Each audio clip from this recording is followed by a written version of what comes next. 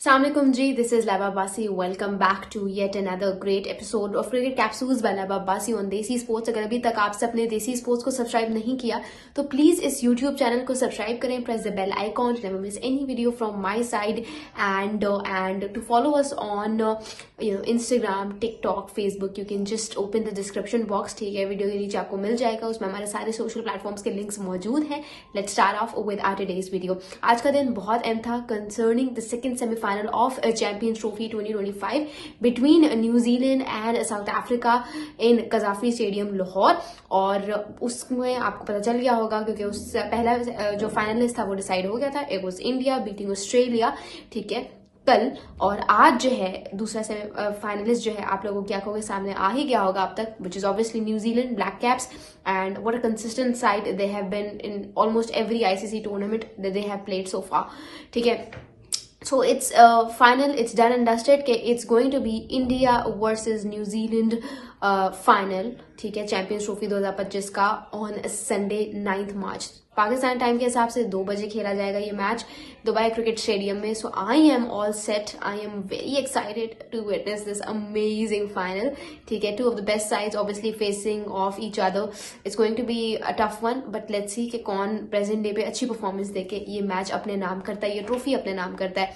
देखिए, अगर मैं अपनी बात करूं तो मेरा दिल, मेरा दिमाग तो इतना नहीं खैर, लेकिन मेरा दिल, it's all to New Zealand. New Zealand has to win this tournament at any cost, क्योंकि यार देखो न्यूजीलैंड जो है ना, मतलब it's like the most unluckiest team you would say, ठीक है। 2019 का क्रिकेट वर्ल्ड कप का जिस तरह से ट्रॉफी उनके हाथ से जाते जाते चली गई, मतलब आते आते चली गई उनके हाथ से, you know, super over also हटाए। और फिर आप सबको पता है, I don't need to remind you all कि क्या ज्यादती हुई थी इनके साथ 2019 में।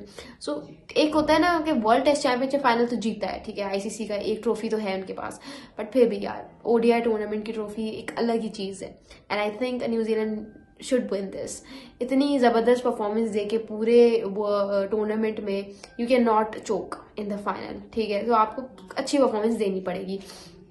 आज के मैच के बारे में बात करने से पहले मैं बात करना चाहूंगी आकिब जावेद की प्रेस कॉन्फ्रेंस के बारे में। और आकिब जावेद का आज जो है वो फॉर्मर पाकिस्तान बॉलिंग कोच नहीं थे, फॉर्मर पाकिस्तान हेड कोच के साथ एक उनका झगड़ा हो गया।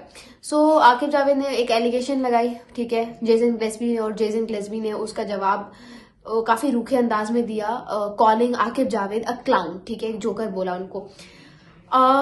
देखें, जब आप किसी पे फजूल के इल्जामात लगाएंगे तब आपके साथ यही होगा। जेसन ग्लेस्बी ने बोला कि मैं तो सिर्फ नाम का कोच था, बाकी सारे फैसले इनके अपनी मर्जी से होते थे। तो ये बातें हुई और देखें आप क्या आपकी इमेज गई है, क्या आपका मजाक बन गया पूरी दुनिया में। सिलेक्शन आपसे ढंग से होती है नहीं, और आप रही सही कसर जो है वो इतने जबरदस्त कोचेस का मजाक उड़ा के उन पे एलिगेशंस लगा के अपना बनवा रहे हैं।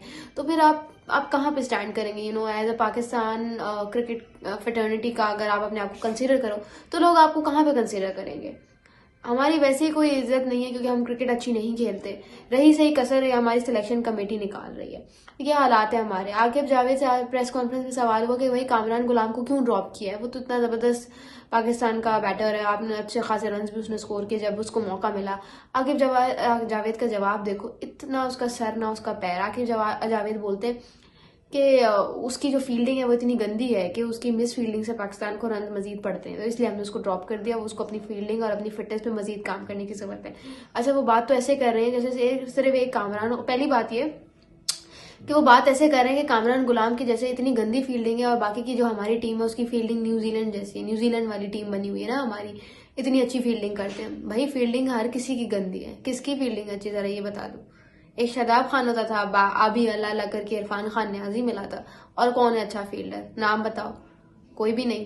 तो फिर एक उस अकेले का क्या कसूर। और अच्छा, अगर फील्डिंग अच्छी नहीं भी करता तो ये आपको ट्राई नेशन में जब आपने उसको लिया था, जब आपने साउथ अफ्रीका, जिम्बाब्वे, ये अपना जो ऑस्ट्रेलिया वाली सीरीज है, जब आप इधर ले रहे थे इसको, जब आपने चैंपियंस ट्रॉफी के स्क्वाड में डाला, तब इसकी फील्डिंग के मसले नहीं थे। तब फील्डिंग के मसले कहाँ पे थे।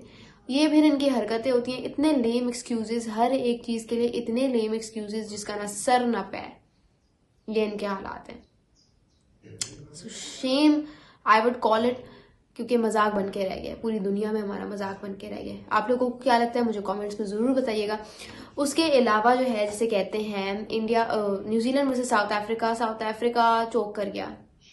चोक कर गया वो, क्योंकि देखो I wouldn't call it like batting track ठीक ठाक था, ठीक है आप कह सकते हो, ऐसा नहीं था कि सिर्फ बॉलिंग ट्रैक था, it was a good track to bat on. लेकिन वो कहते हैं ना न्यूजीलैंड की जो बैटिंग है भाई वो आसमानों से बातें करती हुई नजर आ रही है, ठीक है आसमानों से बातें करती हुई नजर आ रही है। उनको पता है कि कौन से फेज में कहाँ पे आके बैटिंग करनी है, कहाँ पे आके विकेट लेनी है। अब देखो जहां जहां पे पार्टनरशिप लगी, जहां जहां पे लगा कि okay the control is getting out of our hands, वहां पे सेंटनर ने आके विकेट ली।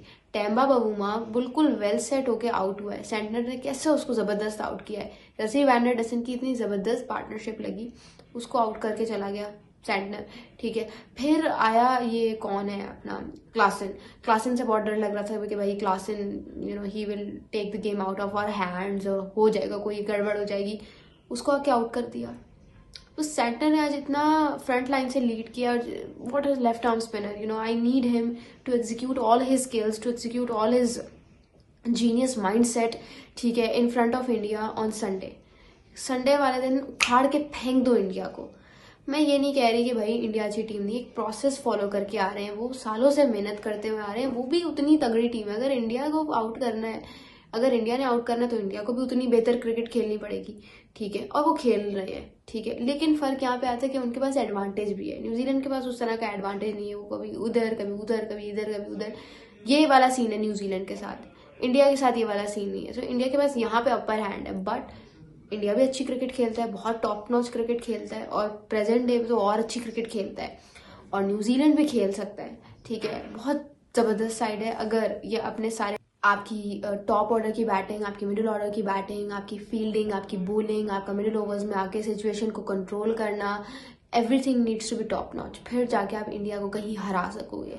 सो ये सीन है इंडिया की पास, ये है कि इंडिया के पास एडवांटेज ये है कि भाई एक तो वो एक ही वेन्यू पे मैचेस खेल रहे हैं सारे, उनकी कोई ट्रैवलिंग फटीग नहीं है, उनको पता है कि पिच किस दिन पे किस तरह की बिहेव करेगी, उनको पता है कि टॉस, अभी तक उन्होंने हर मैच में टॉस हारा है, हर मैच में टॉस हार के मैच जीत रहे हैं, ठीक है। अब इसको आप ये नहीं कह सकते oh my god luck, no, उनकी अच्छी क्रिकेट से की वजह से वो जीत रहे हैं। लेकिन उनके पास एक एडवांटेज है, उनको पता है कि भाई हमें इस दिन पे इस कंडीशन के हिसाब से पिच इस तरह से कर रही है, तो फिर हमें इस तरह का प्लेइंग 11 का कॉम्बिनेशन बनाना है, ठीक है। इंडियन क्रिकेट टीम इस तरह से फंक्शन करिए, इस तरह से ऑपरेट करिए। जब से चैंपियंस ट्रॉफी शुरू हुआ है, ठीक है, इंडियन क्रिकेट टीम दुबई में है, वहां से हिली नहीं है, एक ही होटल, इवन कमरा भी एक है। जबकि आप बाकी के टीम्स को देखो, वो इधर उधर, लाहौर, रावलपिंडी, कराची, ठीक है, फिर दुबई, तो ये उनका सीन है। तो फिर उन्होंने बार बार उनको चेंज करना पड़ रहा है सारा अपना सिनेरियो, टीम का सिनेरियो, अपना प्लेइंग 11 का कॉम्बिनेशन। ये फर्क है दोनों टीम्स में। और इंडिया को यहाँ पे भी एडवांटेज होगा कि उनके पास ना बैटिंग डेप्थ बहुत है, लाइक न्यूजीलैंड के पास भी है, लेकिन इंडिया की बैटिंग खत्म ही नहीं होती, ठीक है। उनका एक्सपीरियंस, उनकी बॉलिंग बोलता है। अभी बहुत सारे लोग कह रहे थे बुमराह नहीं है हमारे पास ऋषभ पंत नहीं है, हमारे पास अर्शदीप नहीं है। भाई ऋषभ पंत तो आप अपनी मर्जी से नहीं खिला रहे, वो रूल्ड आउट नहीं हुआ। अर्शदीप सिंह, उसको आप अपनी मर्जी से नहीं खिला रहे, वो रूल्ड आउट नहीं हुआ। यशस्वी जायसवाल की जगह आप खुद वरुण चक्रवर्ती को अपनी मर्जी से लेकर आ रहे थे, ठीक है, वो कोई रूल्ड आउट शूल्ड आउट नहीं हुआ। तो ये सीन है, सिर्फ बुमराह था वो जो रूल्ड आउट हुआ है, और वो भी उसका आपको फर्क इतना नहीं पड़ेगा, बिकॉज ठीक है I can agree over the fact कि बुमराह जो है वो पिच को नहीं देखता, वो ट्रैक को नहीं देखता, वो जगह को नहीं देखता, वो वेन्यू को नहीं देखता, वो कंप्लीट बॉलर है, उसको जहां पे जो ट्रैक दे दो वो आपको विकेट लेके देगा। बट फिर भी इस पिच पे दुबई जैसी कंडीशंस में स्पिनर्स का हाथ ज्यादा है। न्यूजीलैंड बहुत जबरदस्त टीम है when it comes to handling the spinners, but again India का पलड़ा भारी है। बट न्यूजीलैंड अगर उस दिन प्रेशर एब्जॉर्ब करके आप अच्छी क्रिकेट खेलो जैसे आप अभी खेल रहे हो, so you can make it to the trophy. What do you guys think, मुझे कमेंट्स में जरूर बताइएगा। Thank you so much, this is Lab Abbasi signing of.